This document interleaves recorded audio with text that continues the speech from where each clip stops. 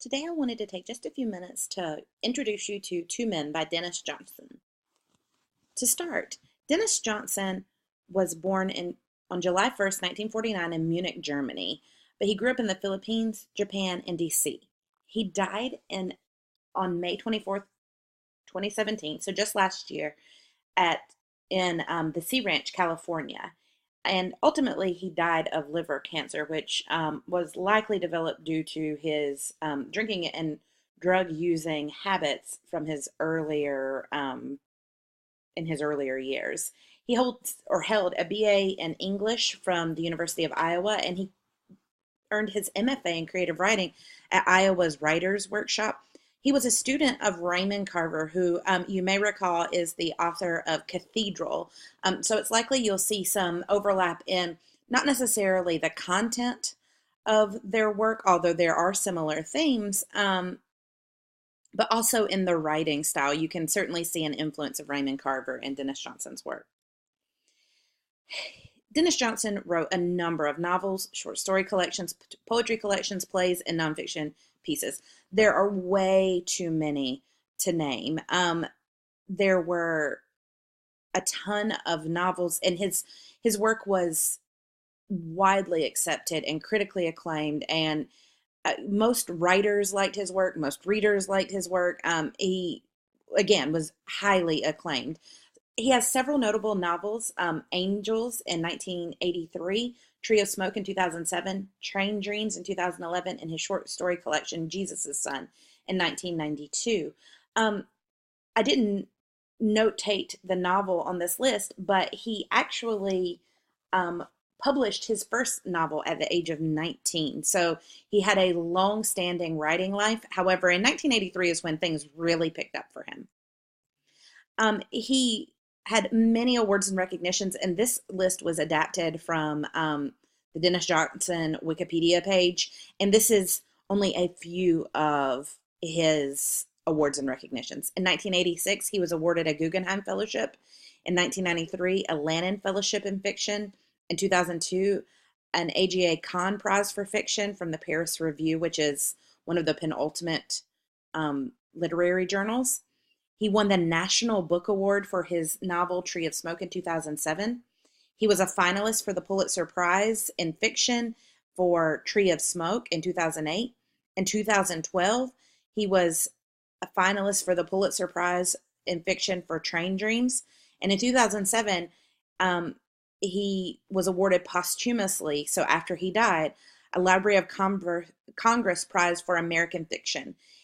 It's important that you understand that Dennis Johnson, as far as more contemporary writers go, was quite respected. Not only did he win a National Book Award, but he had two books as finalists for Pulitzer Prizes, which is the massive award you want your book to win. Being a finalist is an amazing feat. So again, his work is really, really respected. He did deal with a ton of hardships in his life. For most of his 20s, he really spent his life as an addict. In 1978, he opted to quit drinking, and in 1983, he gave up recreational drugs. He wrestled with personal demons and explored them in his writing. In our story, Two Men, you'll see maybe some of the demons he dealt with as a man. He did spend some time in a psychiatric ward at 21, and he believed that sobriety would damage his creativity. This was the first of two stints he would spend in a psychiatric ward. Ultimately, though, once he got sober, fully sober in 1983, but even in 1978, he found that he was far more productive in his writing when he was sober. But he fell into that category that some writers do, where many writers of the past dealt with alcohol, and the belief is that that's the way to be productive and creative, although that's not necessarily always the case. Jesus' Son in 2006 was voted one of the best works of American fiction in the last 25 years by the New York Times Book Review. This is for many writers. Many writers consider this to be Dennis Johnson's greatest work, even more so than his two books that were Pulitzer Prize finalists, and even more so than one of those two books that won the National Book Award. Many writers consider Jesus' Son to be the penultimate piece of writing, particularly of linked short stories. Linked short stories are short stories that are connected in some way or another. Earlier in the semester, you read 10 Things by Leslie Petrick, and it was from a collection called This Angel on My Chest, which was a linked collection, and that all of the stories include a narrator who was all of the stories include a narrator who was a woman who was a widow, a recent widow, a young recent widow. In Callistown, our story Muddling by George Singleton, also linked short stories. They're all set in Callistown. In Jesus' Son, each of the stories are told by the same narrator, which also includes the story Two Men, which we are going to read for this class. This collection is described as seminal, legendary, transcendent, a classic, and a masterpiece. So again, these are all amazing words to have used to describe one's writing. The collection centers around petty crimes and murder across a desperate American landscape. We're looking at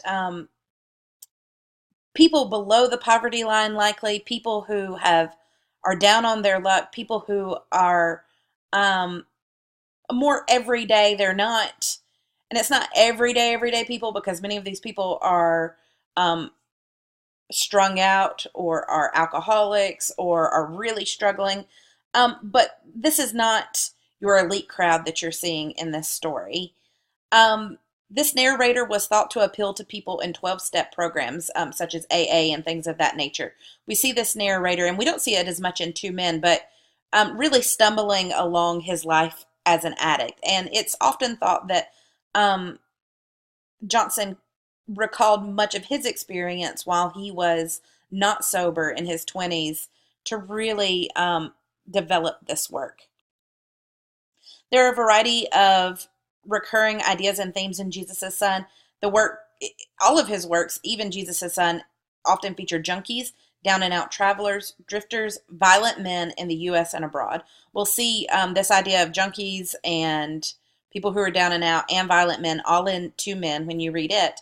And his works typically thematically deal with going on, whatever the future holds, even without a future, because the alternative is unfaceable. And this idea that life is life, which means to understand one's lot in life and living it. So you basically accept, this is what life has handed me, and I'm just going to deal with it. I'm going to keep going on because it's better to go on than not. Two Men features a first-person narrator who is a strung-out junkie. The plot is fragmented, often moving from one scene to another with little explanation. This is an important piece to understand about this particular work, because sometimes it's like we're moving very fast in this story from one thing to the next. We go in time and place and people very quickly, which can be a little bit disarming as the reader.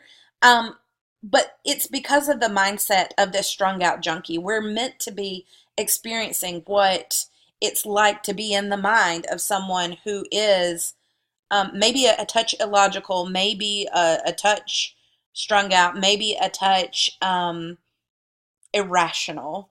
And we're really seeing the story tackle the inner demons of the narrator and how those play upon the psyche of this narrator.